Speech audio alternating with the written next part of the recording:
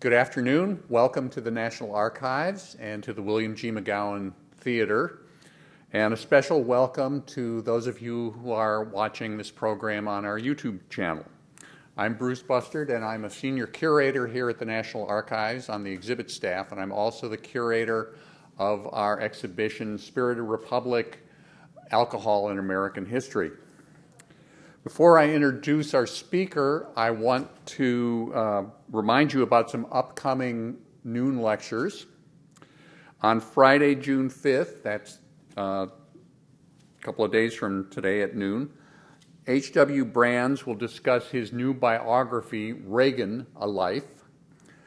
Brands follows Reagan from small-town Illinois to Hollywood and then to the White House. A book signing will follow that program. And then on Monday, June 15th at noon, Professor Robert Palito will discuss how Magna Carta's legacy in the United States reaches back to the nation's founding, with even the colonial charters reflecting its influences and the principles that protect the rights and liberty of the citizenry. And again, a book signing will follow after that lecture. Back in the 1980s, I had just joined the exhibit staff at the National Archives, and I was asked to do an exhibit about the history of Washington, D.C. And I was very surprised to find out that Washington, D.C. was a beer-making town. And we ended up displaying some brewer's tools and a tap and a photograph from the Heurich Brewery. Excuse me. And it's one of those subjects that I've wanted to get back to, and so I was especially happy to hear that Garrett Peck was going to be here today to discuss Capital Beer, a heady history of brewing in Washington, D.C. Garrett Peck is an author, historian, and tour guide. He leads tours through the Smithsonian Associates and also the Temperance Tour of Prohibition-related sites in Washington, D.C., which has been featured on C-SPAN Book TV and also on the History Channel program 10 Things You Didn't Know About with punk rock legend Henry Rollins. His sixth book, Walt Whitman in Washington, D.C., The Civil War and America's Great Poet, was published in March of this year. Peck was involved with the D.C. Craft Bartenders Guild in lobbying the D.C. City Council to have the Ricky declared Washington, D.C.'s native cocktail in 2011. He researched and pinpointed the Washington Brewery site at the Navy Yard and is especially proud that Green Hat Gin is named after a character Peck wrote about in his book, Prohibition in Washington, D.C. That character is congressional bootlegger George Cassidy. He's lectured at the Library of Congress, delivered the Ruth Ann Overbeck Lecture, and often speaks at historical societies, libraries, and trade associations. He's on the board of the Woodrow Wilson House and the Arlington Historical Society, and is a member of the Association of the Oldest Inhabitants of Washington, D.C. You don't look that old, but right. A native California and VMI and George Washington University graduate, he lives in Arlington, Virginia. Please welcome Garrett Peck.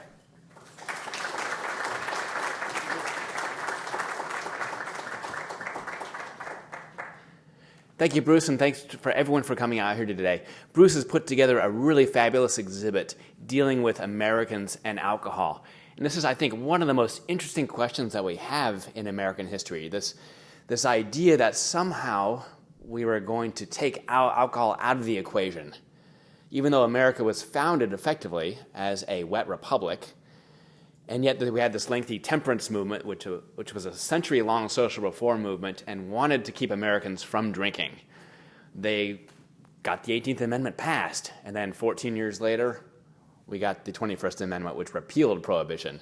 So it's really a fascinating question to ask, gosh, how did we get into this mess? And then how did we get out of it? And I examined that in two earlier books, one called The Prohibition Hangover, and then specifically a local book about how alcohol and prohibition unraveled here in the nation's capital, and that was Prohibition in Washington, D.C. And then I turned my attention over to the question of beer. The brewers were once the second largest employer in Washington, D.C., after the federal government. Brewing took an awful lot of manpower back then. Today, not so much, but because things are largely automated today in brewing. But it was a significant part of the city's economy and our local culture. And oftentimes as well, what happened here also is magnified across the rest of the country. And we'll talk about a lot of those trends here, not just what happened in D.C., but you see the same things also happening in other cities around the country. So brewing in D.C. has had this remarkable resurgence just in the last, I'd say, 4.5 years. It's pretty amazing. Since Port City opened up in Alexandria in 2011, followed then shortly after that by D.C. Brow, and then since then we've seen this explosion of microbreweries around the National Capital Region. So it's been pretty amazing. I got here in 1994, and D.C. back then was definitely if you want a good beer, it was Yuengling and Rolling Rock, but largely we drank wine and cocktails. D.C. was definitely not a beer town, and just in the last couple of years, we are finally embracing beer as part of our culture.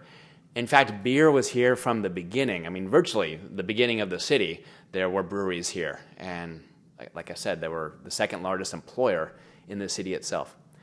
Brewing in the National Capital Region began in Old Town Alexandria by a Scottish immigrant named Andrew Wales. And in fact, there is an alleyway named after him right in Old Town. That's the Fitzgerald Warehouse that you see right there, the oldest existing building on the Alexandria waterfront, built in 1795. Andrew Wales came from Scotland and settled in Alexandria in 1770, and that's when commercial brewing began in the D.C. region.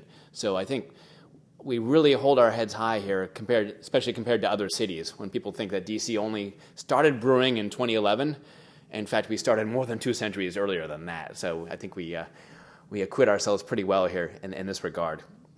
Wales has a really fascinating story because during the American Revolution, he was actually a Tory and got involved in a prison break of a number of loyalists and POWs.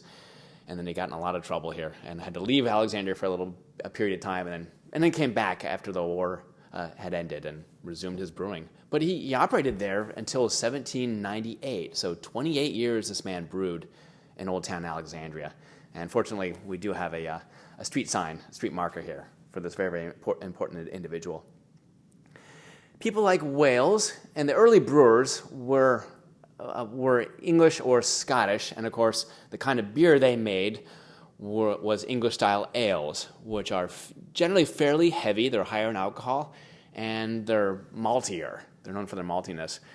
And that isn't necessarily what you want to drink in the summertime. That's fine for the wintertime, but if you think, gosh, you get to how DC summers are, would you really want to have a Guinness in July? It's just a little too heavy. And so I think beer was always kind of a niche kind of thing. You could only brew it during the wintertime when it was cold enough to keep the fermentation temperatures down low enough. So we had a lot of other distilleries and so on, but it really took the German immigrants to come here in the 1850s before they brought a new style of brewing that really, really caught on. One of the other sites I want to talk about, though, was the Washington Brewery site, which is the first brewery that we actually have an image of. And what's remarkable, it's in color.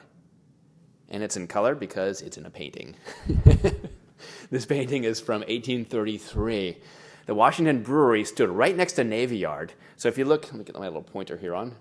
Is it? There it is. There it is. So this is the rather enlarged White House. This is a close-up here of this painting by a man named George Cook from 1833.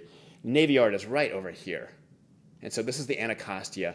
And this building right there, that was built, it was called the Sugar House, built around 1797, built as a sugar refinery that quickly went out of business. And this English physician named Dr. Cornelius Cunningham, who had already established the Washington Brewery on what's now the site of the reflecting pool, realized he needed a better location. And you had this very, very tall, eight-story tall brick building, probably the first industrial building built in D.C. And that was now open, so he moved the brewery to be right next to the Navy Yard, so therefore he could supply beer to all the different workers who were working in the sheds and the docks and so on. That was in 1805, and the Washington Brewery operated there all the way till 1836, so 31 years at this particular site. This site today is now a parking lot, and it is right next to well, that's the DC Water pumping station, and if you turned right around and threw a rock, you would hit Nationals Ballpark. It's right there. This is called the Yards today, and this will get developed at some point. Forest City owns the land now, and they plan to put up a big a big entertainment center there on the site. But first they'll have to actually excavate the site, because now there's been several historical buildings that have been identified as being there on the side of this parking lot. So that'll be really cool to see once they do excavate the site, what they might uncover. We have lots of records, especially from the late 19th century, but from the early 19th century, we have almost no records at all other than like advertisements. So to actually be able to look underground and see what might be there for the foundations, or what are in the outhouse pits, what people threw away back then, might tell us a lot about brewing from this period of time that we actually don't know all that much about, because there's no journals or anything that really survive here from this period. So we will see. I'm actually very excited to see what they find here with this particular site.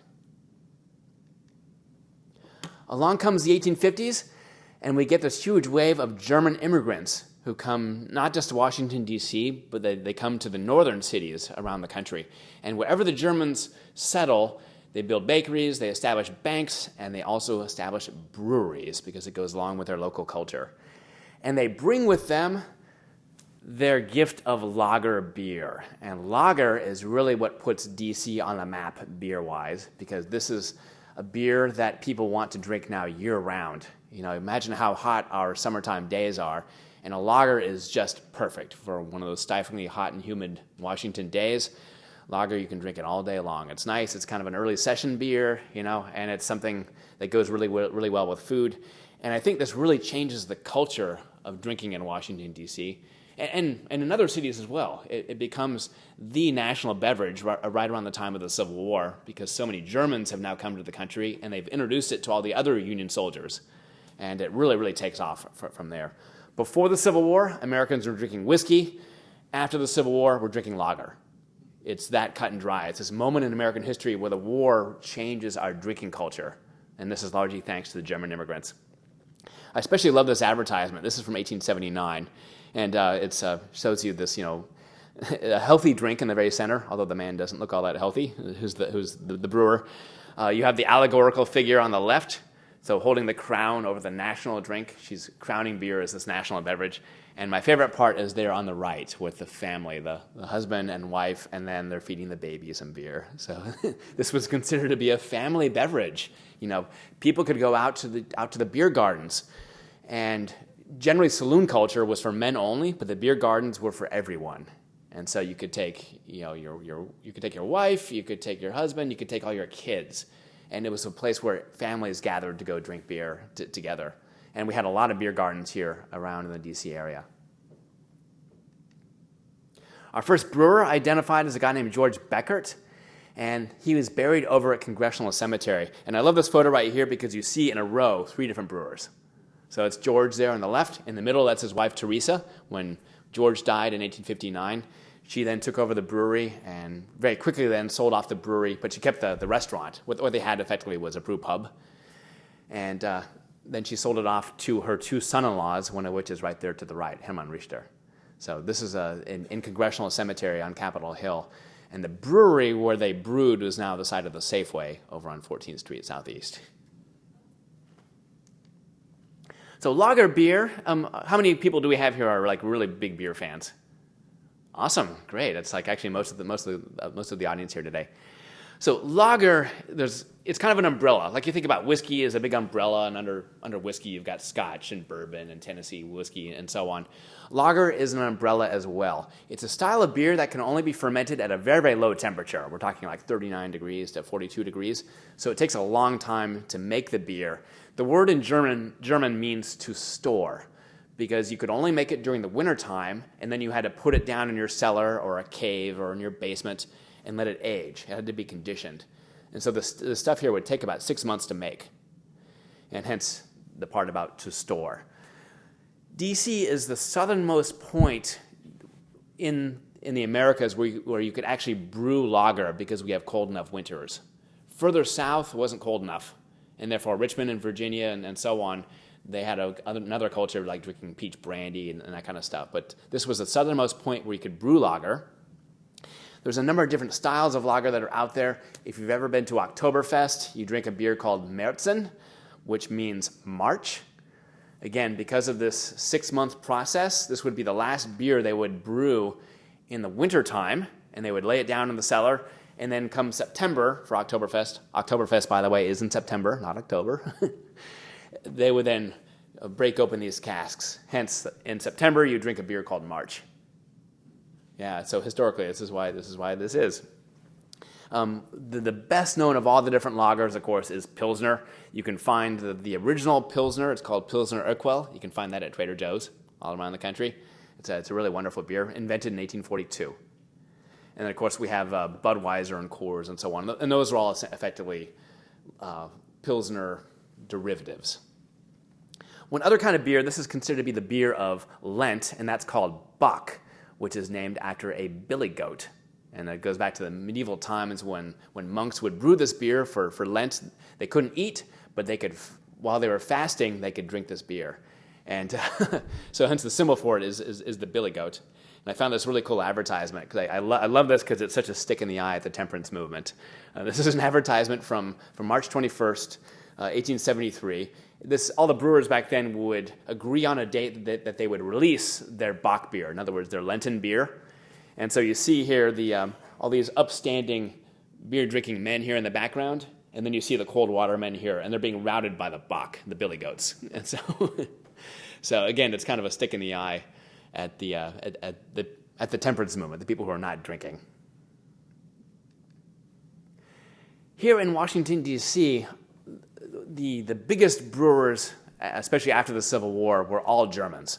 They were all German immigrants, and they established, during the Gilded Age, they established these gargantuanly large breweries that could brew 100,000 barrels of beer a year or more. In the case of Christian Heurich, who was the single biggest brewer in the city, he could brew 500,000 barrels a year. So that was about half the capacity of the entire city.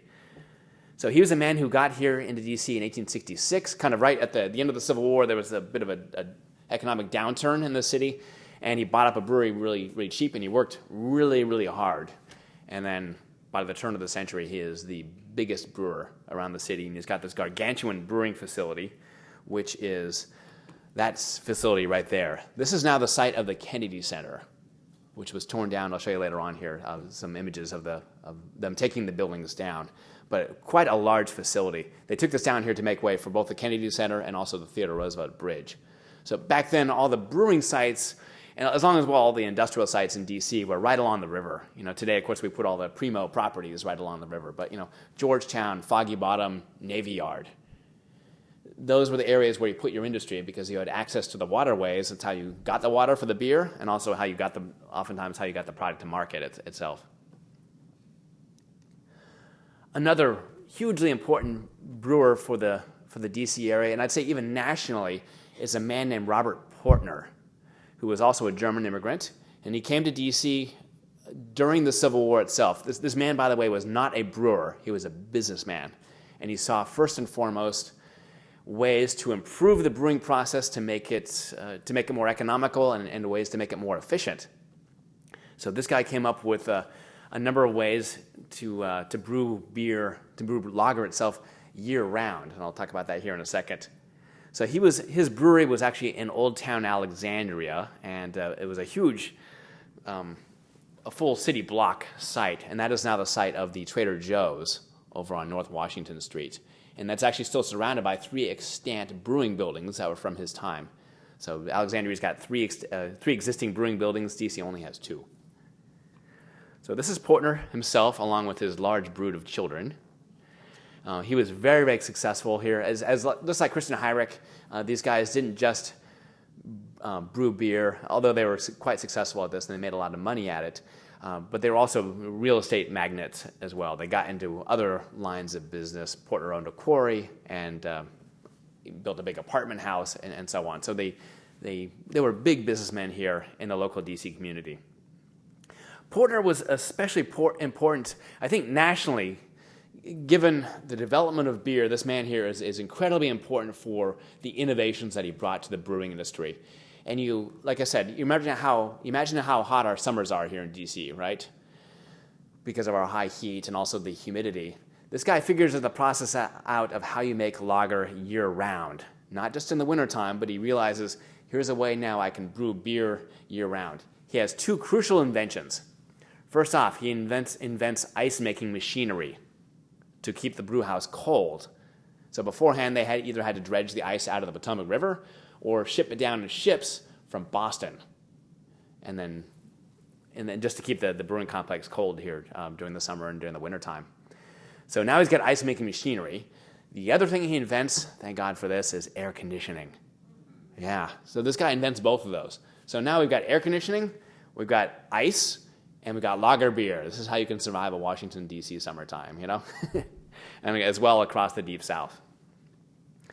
So Porter builds this incredible rail-based brewing empire. He's the largest brewer in the Deep South, and based in Alexandria. And where his brewery was right on the railroad tracks. He was very strategic about where he placed this thing, because now he could ship the beer. He didn't actually sell much of the beer north of the Potomac. He sold it all further south. So he had these about 20 different depots across the Deep South: Augusta, Georgia, Charlotte, North Carolina, Atlanta. Some say he even exported his beer to Cuba. And he would ship the beer in these refrigerated rail cars down to the different depots, and then they would then be bottled then on site and distributed around. And of course, Anheuser-Busch and Pabst and Schlitz, they all caught on to this as well. This is the 1870s. And so they all start then shipping the beer into D.C. as well. And again, back then it was all done by rail car, and then you bottled it locally. So LaFont Plaza, for example, that became one of the main points for bottling beer. And of course now today it's kind of a little bit of an urban dead zone. But another key crucial area was Eckington, and there's a Schlitz bottling plant that still survives, and that's right on the railroad tracks. So brewing becomes, as I said, the second largest industry in Washington, D.C. after the federal government. It is such a significant industry, and by and large, Washingtonians drink beer. This is how we get through summertime. It's just baked into our culture here. Unfortunately, in the background, you also have this national temperance movement, which is starting to really build up steam here, especially after the Civil War. And we have actually right across the street from here, right a block away from where we're standing right now, is the Cogswell Temperance Fountain, and that was built in 1882 by a California dentist named Henry Cogswell. He built around 50 of these nationwide, and we're one of a handful of cities that still actually has a temperance fountain. So this is really a funny statue. It's been called the ugliest statue in all of Washington, D.C. It's not very palatable, and most Washingtonians walk right past it without ever even noticing it. I mean, the word temperance itself isn't part of our cultural vocabulary any more than like anarchy or comstockery or the gold standard is anymore. It's just those are archaic terms that we just don't use anymore. The idea of temperance meaning abstinence from alcohol. That's not part of our culture. I mean, 2/3 of American adults now drink. It's just we're a drinking nation, and we always have been. But this lengthy temperance movement wanted to dry up the country, and the reason Cogswell put the temperance fountain right where it is, this is halfway between the White House and the Capitol, and where the Federal Triangle is now, that was once a very, very seedy district full of bars and saloons and brothels. And so he meant to establish this fountain there symbolically to tell people to drink water and not whiskey or beer. And of course, how well does heavy-handed moralizing work, huh? Not so well. People continue to drink. This has always been, like I said, it's always been a wet city. But ultimately, the temperance movement did in fact win, although it was prohibition was kind of a Pyrrhic victory, because ultimately they lost the war against alcohol because we changed the Constitution back. For those people who don't live in Washington or the Washington area, you may not know this, but D.C. did not have home rule until 1974. So Washington, D.C. is actually established in the Constitution, the federal district, as a congressional fiefdom. So therefore, Congress simply just ruled over the city. And in On November 1st, 1917, Congress simply declared Washington, D.C. to be a dry city. This was championed by Senator Morris Shepherd of Texas, who was one of the leading progressives in the Senate at that time. And Washingtonians didn't really have a choice about this. Congress simply just declared the city to be dry, and they said this was going to be the model dry city for the rest of the country. And of course, it turned out to be anything but. We ended up with 3,000 speakeasies, and even Congress employed its own bootleggers. By the way, shortly before Prohibition launched here in the city in 1917, we had 267 licensed saloons. During Prohibition, though, we had 3,000 speakeasies. So, I mean, the way I look at Prohibition, all Prohibition really did was deregulate the alcohol market. That's it. The supply, the demand was still there, and when the demand is still there, someone's going to supply it. You know, it's as simple as that. I look at it like an economist. It's supply and demand, you know. And ultimately, people still wanted to drink, and there was so much money to be made, and most of it, or all of it, untaxed, you know. So very, very quickly, there would emerge a culture of bootlegging, including here at the national capital. I love H.L. Mencken because he was such a wonderful crank, and he's eminently quotable. So in my earlier book about Prohibition in D.C., I quoted him quite a bit because he was an atheist, and he understood where the temperance movement was coming from. This was a white evangelical Protestant movement that was heavily morally driven and wanted to drive the country. And this man being a German descent, a man of German descent, and an atheist, he ended up calling Prohibition the 13 awful years, which I love that quote. Prohibition actually here in D.C. lasted more than 16 years thanks to Congress, because it started here more than 2 years before national prohibition started. I'll show you some rather tragic photos here of what happened during Prohibition itself. I should also couch Prohibition ultimately changed the culture of drinking in Washington, D.C. because of what the bootleggers were importing during the time. Before Prohibition, Washingtonians were drinking beer. They had done so really since the Civil War. And then during and after Prohibition, now they're drinking gin and whiskey because this is concentrated alcohol, and therefore it's more profitable for the bootleggers to bring in. This is why they're doing it. And so the culture of drinking really shifts during Prohibition. And I think this is one of the reasons why it's taken so long for us to get a beer resurgence going in the city. Just in the last couple of years, we've finally seen this great resurgence. So here's a very, very tragic photo, especially for those of you who like beer. It's a famous photo of around 18,000 bottles of beer being smashed. They were intercepted on their way down from Philadelphia down to D.C., and they were intercepted by the Prohibition Bureau, and the judge ordered them all destroyed. This is destroyed in the Arlington dump, which is underneath one of the Pentagon parking lots today. So underneath one of those parking lots is 18,000 smashed bottles of beer. Yeah, really quite tragic. Another very, very famous photo, which took place just 1 block away from where we're standing right now. This is one of the most famous photos of a raid during Prohibition, is this one right here. This is Carl Hamill's lunchroom, and you see them pulling the beer barrels out of the basement.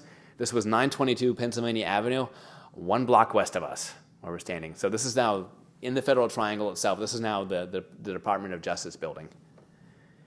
And yeah, he was raided a number of times during Prohibition. This is just one of the earlier ones. And kind of a typical operation during Prohibition, especially here locally in D.C., you normally would have a front to the business. In this case, you'd have a lunchroom. And if you knew someone, if you knew the password, if you're a regular, in the back they would have a little dark room, they called it. And you would go behind a curtain or a secret doorway or something, and then you could then get a drink back there. So again, they'd have a legitimate business up front, or oftentimes in the lower story of a building, and then the speakeasy on top, or in the back of a room if it was a single-story building. So very, very common. We also had a lot of speakeasies in people's apartments, so people just learned how to make a revenue opportunity out of selling hooch in their living room, So, yeah, we didn't have a lot of big clubs or anything like that in Washington. We had one called the Mayflower Club, and that's actually at the site, what's now called the bar Dirty Martini, right south of DuPont Circle. And that was up on the top floor, the fourth floor. Been up there, it's just the offices for the bars, so there's really nothing to see from a speakeasy standpoint. There's nothing illicit or anything like really cool from the 1930s. But that was probably about the swankiest bar we had during Prohibition. And it was about a block and a half up the street from the Mayflower Hotel. So that's why they used that name, even though it wasn't associated with them.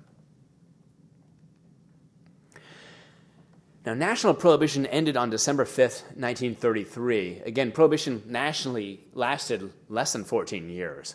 Very, very quickly, the nation kind of tired of it, and they realized, you know what, there's all kinds of bootleggers that are out there. With the onset of the Great Depression, of course, that really discredited the dry cause, because people realized, you know what, we lost 250,000 jobs when Prohibition went into effect, and we need those jobs back. We need the tax revenue. And that was part of the Democratic Party's salesmanship in 1932 with the election. They ran on the repeal platform, and the country said, yes, absolutely, let's try to stuff the genie back in the bottle, because all we've done with Prohibition is just roll out the carpet for organized crime. And so we need to get this beast back under control, and hence they wanted to heavily regulate alcohol afterwards. And we're still dealing with the consequences of that. Washington, D.C., though, on the other hand, did not go wet until March 1st, 1934, just 4 months later, and that's thanks to Congress. So Congress decided it needed to establish a model jurisdiction effort for how we're going to regulate alcohol, and it actually worked pretty well. They built the 3-tier system, which most states still use here nationwide, and they employed that here nationally. And in the first, this is amazing, in the first 6 months after Prohibition ended in D.C., the city, by building a new taxation regime, had over $1 million in taxes in 6 months. This is during the Great Depression. This is remarkable. So this became a new source of revenue for the country in a time where they desperately needed revenue for services and so on. And D.C. can really provide the national model for this. Prohibition, unfortunately, closed down all 6 major breweries that we had around the national capital region. We had 4 here in Washington, D.C., 1 in Arlington, and 1 in Alexandria. All 6 of them were shut down. And unfortunately, only one of them managed to reopen, which was the Christian Heurich Brewing Company. That was the biggest of the biggest breweries. That's the 500,000 barrel a year operation. That was the only one that successfully managed to reopen. And that's because Christian Heurich had invested very heavily in real estate, so he had a lot of other income coming in, so he could maintain the brewery property. He, like many other breweries, resorted to other businesses during Prohibition because he had built this enormous ice plant. He was able to produce ice during Prohibition, and that kind of made the brewery pay for itself during that time. Other breweries you saw, like in Pabst and Schlitz and Anheuser-Busch and so on, they made ice cream, or they made malt extract, or they made yeast. They found other ways, effectively, just to stay in business. But most of the breweries nationwide shut down because of Prohibition. So it really did a number on the nation's drinking culture. And Christian Heurich, very shortly after reopening, he remembered how well beer sold in the D.C. area before Prohibition. And then once Prohibition's over, I remember reading in his diaries, he said, where's the customers? People forgot how to drink beer. They had moved on to gin-based cocktails and whiskey-based cocktails because of Prohibition, and that's what the bootleggers were supplying them. So we kind of lost this beer drinking culture that we once had that was such a significant part of the city's culture because of Prohibition. This is a really cool photo I found in the archives. This is a photo from January of 1956, which is the last month that the Christian Heurich Brewing Company operated. Heurich himself, he was like the Methuselah of brewing. He lived to just shy of his 103rd birthday. The man brewed for more than 9 decades. Started brewing as a teenager. I mean, incredible. And by the way, his youngest daughter died just about 1.5 years ago at age 106. Yeah, amazing the longevity that they had. And she herself actually did not like beer. She liked to drink other things, but not beer. I just think they had good genes in her family, so that's why they've got such great longevity.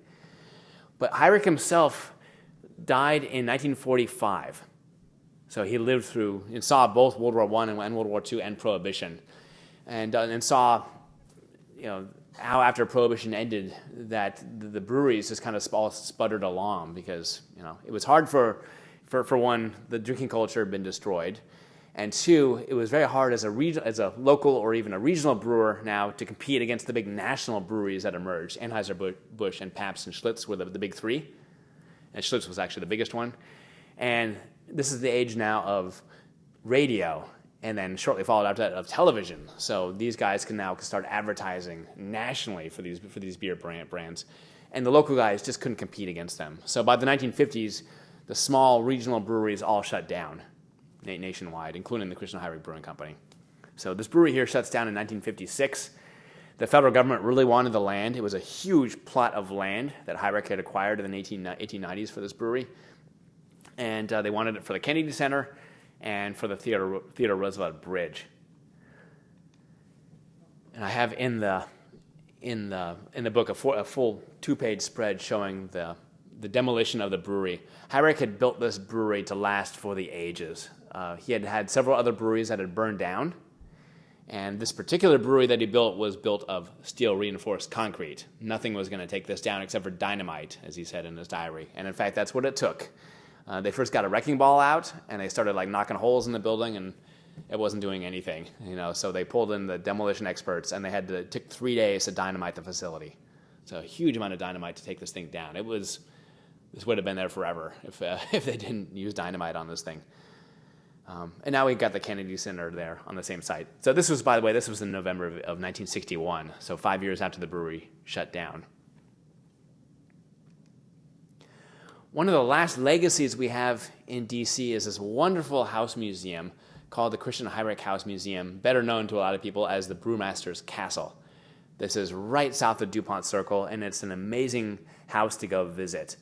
The Historical Society, the Columbia Historical Society, was in the house until 2003, and then the Heurich family, which is still here locally, there's a lot of Heurichs around, bought the house back and then turned it into a house museum. And then all the different family members started donating all their property and stuff, all the things that was from the Heurich time. So this house is a wonderful place to go visit, so I hope you all will get a chance to get over there. Again, it's 1/2 block south of DuPont Circle. And they do an event there every month called History and Hops. So they bring a different modern-day craft brewery and brewer to the house itself. You get to meet the brewer. They usually bring 2 or 3 kegs of beer. So you pay to come into the house. You get to tour the house. They got docents all around, and then you get to sip beer all around it. So it's a really, really fun experience to come see the house and to see this wonderful Victorian-era house. I'd like to really think of the house as this house not only preserves our brewing history in the D.C. area, it also points the way forward for where beer is going, because you get to meet so many different brewers and breweries and taste all these different modern kinds of beer on a monthly basis here at the house. So again, if you get a chance, please do go to the house. It's a wonderful, wonderful place. It's kind of our beer museum in the D.C. area now. Fortunately, we've had this tremendous resurgence of brewing, largely since 2011, when Port City opened up in Alexandria. And I like to point out that history kind of repeated itself. Brewing started in the D.C. area in Alexandria, so with Andrew Wales. And everybody knows about D.C. Brow opening up in April of 2011. Well, 2 months beforehand, Port City opened up in Alexandria. So again, Alexandria beat D.C. here, but in this case here just by 2 months. So again, history kind of repeated itself. But these here on the left-hand side, these are all the different breweries we have here right now. Unfortunately, Chocolate City closed down on December 31st. So that was the first casualty. It happens once in a while. They were a very small brewery, and they had some issues. But there's more breweries that are coming here, which is really cool to see. Here on the right, these are all the brew pubs. And in fact, there is a difference between breweries and brew pubs. Brew pubs effectively are restaurants that brew their own beer for consumption there on site. You can get a growler filled while you're there, but really it's zoned as a restaurant that brews its own beer. A brewery, though, on the other hand, is an industrial site. They brew beer that is to be packaged. They put them in kegs, they put them in bottles, they distribute them to restaurants and bars and Trader Joe's and Safeway and Giant, those kind of places. So you have to have a special zoning for that, industrial zoning. It's much, much, much more difficult to find that kind of zoning, especially in Washington, D.C. itself. There's not much industrial zoning that's out there. So the guys at D.C. Brow told me they looked at 29 different sites before they could find the site they did. So, and that's why you tend to see, if you chart all the breweries on a map, they tend to be right around the outskirts of the city, right on the Maryland border, because that's where they could find office parks. Largely, they're in office parks, yeah, it's always the problem. It's also, though, why you see so many more of the breweries and brew pubs opening up out in the suburbs, because they don't have the same zoning problems, and real estate's cheaper out there, and in many other cities you see the same things. So the suburbs oftentimes becomes the place where you see a lot of the brewing action. You need a lot of capital to start up a brewery. You need a lot of real estate for it, and so on. So, yeah, but we've got this great resurgence here in brewing in Washington, D.C. So that said, we're currently brewing about 35,000 barrels a year, which is nice. We're producing more and more and more. Now, that compared to our peak, so before Prohibition, we had a capacity of about 1 million barrels a year. So drink up, people. We got a long ways to go to catch up. So a long ways to grow here, which is really great to see. One of the last here things I want to leave you with is this a brew pub that's coming to Old Town Alexandria, which is the Portner Brew House. And that you might recognize that name, Portner. Remember that guy who invented the ice-making machinery and air conditioning, Robert Portner? This is owned by two of his great-great-granddaughters, Catherine and Margaret Portner. And they're making these old-style beers that their great-great-grandfather made. And oftentimes these are styles of beer that are forgotten about, like Hofbräu Lager and cream ale. Cream ale is one of my all-time favorites. I love it. And it's kind of hard to find, these days. So, like I say, sometimes, everything old is new again. If you've not had one of these old style of beers, it's new to you, and therefore it's like newly reinvented, So it'll be kind of cool to see when they finally get some real estate space and open up. I think they're going to open up next year. They're still looking for space in Alexandria. And with that, I want to thank everyone for coming out here today for this little romp through DC history. I'll be glad to entertain any kind of questions that you guys might have, and thank you all so much for coming here today. Thank you.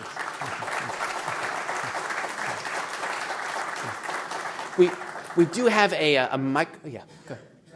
Yeah. Yeah. Yes, sir. Hi, thank you for a great presentation on local history. And locality is so very important. Now, I live locally, but I can't afford to live in D.C. I live in Maryland. And so I guess the laws are different. There, in the retail places, I can't buy individual bottles or cans. I don't know if that's true in D.C. or not, but in this may shock some people. In a great brew pub city, Salt Lake City, you can. Mm-hmm. And then you probably know they changed the laws there a few years ago, and that's a great place to sample beer. Yeah. And surprisingly, ironically, but I don't. Why is it that they restrict in some places purchase to 6-packs? It seems like they would. The state is promoting extra consumption of beer or partying rather than sampling. Yeah. I'd say almost all of our alcohol laws deal with the immediate after effects of Prohibition. So 1934, all the states now, because of the 21st Amendment, the 21st Amendment gave the states the ability to regulate alcohol. And so every state then had to establish some kind of alcohol beverage control. And of course, they had all promised we're going to stuff this genie back in the bottle. We're going to get control of alcohol again. And so they created very, very strict frameworks now for the heavily regulation of alcohol. And so you see all these weird laws on the books, state by state by state. Every state is a little bit different. There's an author named Nikki Ganong who just published a book. It was profiled this last week in the Washington Post. And it deals with every single state and what their current laws are, what are the quirkiness. And all these things really go back to 1934. The case when you talked about Utah, I went out to Zion National Park 2 years ago, and Utah is a great craft beer state. 70% of the state are Mormons, and they don't drink. And it's also one of the most strictest states about alcohol. They've capped beer out there, by the way. You can have special bottlings for a higher percent, but every other beer has to be capped at 4%. So every beer effectively is a session beer, which is kind of nice. You can have several, and it's kind of cool. Other places, for example, do you live in Montgomery County, Maryland? No. No? Okay. PG County. You're in PG, okay. So I guess county by county In the case of Montgomery County and is it Winchester or Westchester County, Maryland? Those two are the only two counties in the country that have their own regulation authority, a countywide alcohol beverage control. I mean, yeah, this all goes back to 1934, really. So it's amazing to see how the laws, how they were put in place for heavy, heavy social control back in 1934, and then how consumers have rebelled against that and chipped away at it. I have a good friend of mine who came here in the early 1960s, and he said at that time in Washington, D.C., if you went out to a bar, for one, women and men could go to the bars, but women could not sit at the bar. They had to be at a table. I mean, this was about regulating the social experience, If you were a man at the bar and you wanted to move to a different place, one of the porters had to carry your drink for you. You could not stand. And you know how Washingtonians go to bars, say happy hours? It's like our sport. It's a sporting event. You got your drink in one hand and a business card, your resume in the other, So, consumers rebelled against that and effectively forced a change. And hence you see things change over time as consumers speak up. That change in Utah happened just a couple of years ago. They had a very strict law called Zion's Curtain. And Utah is a state that is heavily, its economy is heavily influenced by tourism. I think eventually people were like, this is kind of ridiculous. The curtain was if you were at a bar, you could not talk to or see the bartender, like he's going to lead you into temptation, So you actually had to have a physical barrier blocking you from talking to the bartender. That was called Zion's Curtain. And so anyway, so they liberalized. They still have a lot of controls in place, but eventually they kind of caught on that this looks a little bit silly at this point, given how important tourism is for the state. My home state of Virginia, just a few years ago, we finally legalized sangria. They passed a law called the Sangria Law, because you were not allowed to mix wine with distilled spirits, and that's what sangria is. You put brandy in it. So again, consumers in a lot of ways really do drive the train. We have these old, in some cases, archaic laws about control, but it's really up to you, such as getting wine direct shipped to your house. Consumers are the ones who really push for that. So we've rebelled against the heavy, heavy regulation, even though lots of the regulation is still in place.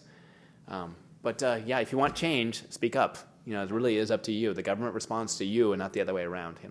So that was kind of a long answer, but very cool. Thank you. Thanks for asking the question.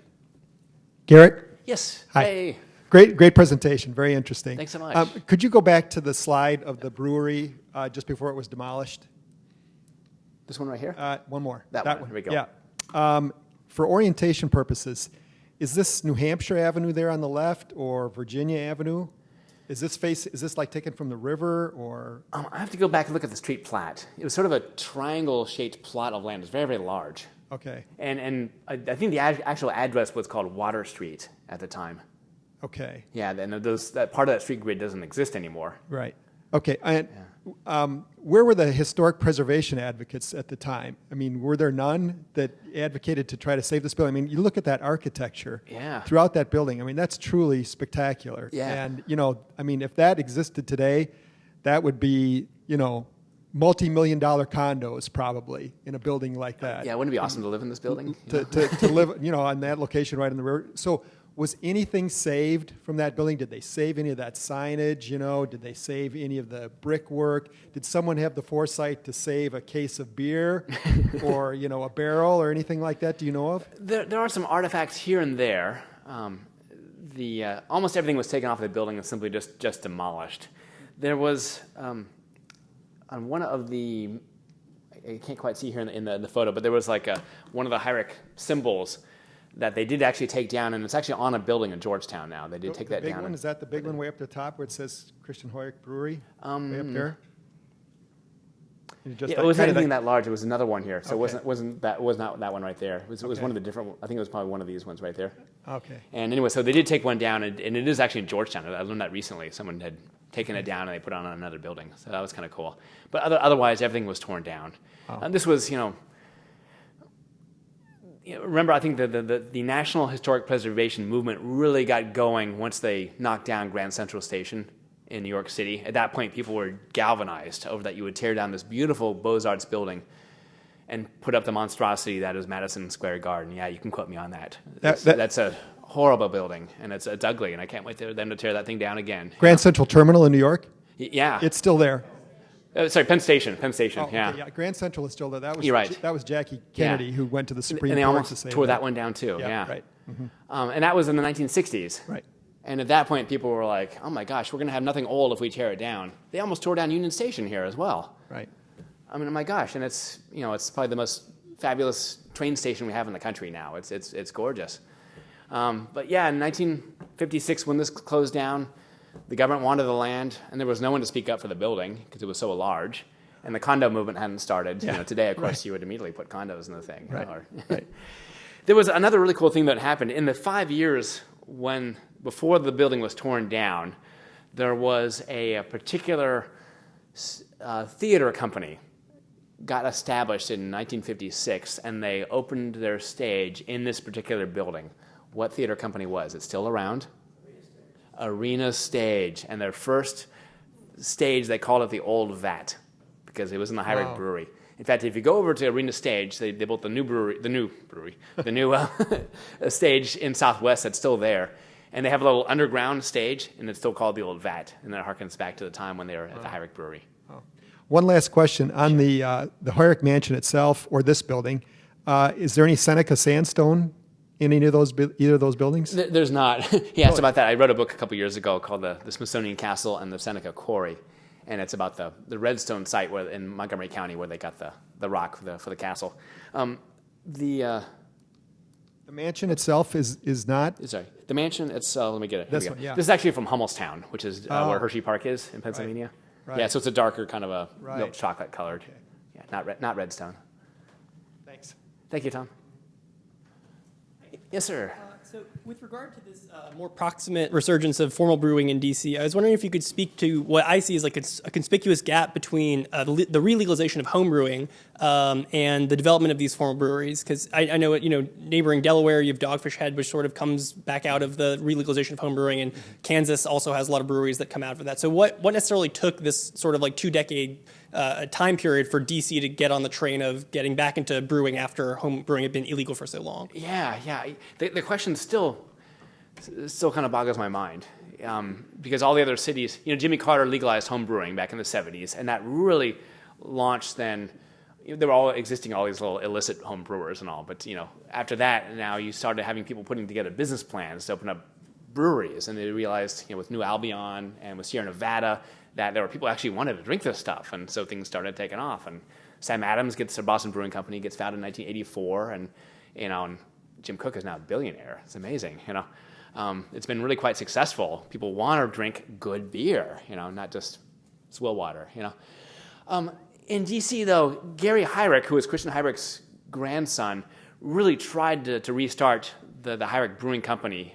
He had, old Heurich. They made Foggy Bottom ale and lagers and so on. But he didn't brew the beer here locally. They actually contract brewed it out of New York, upstate New York.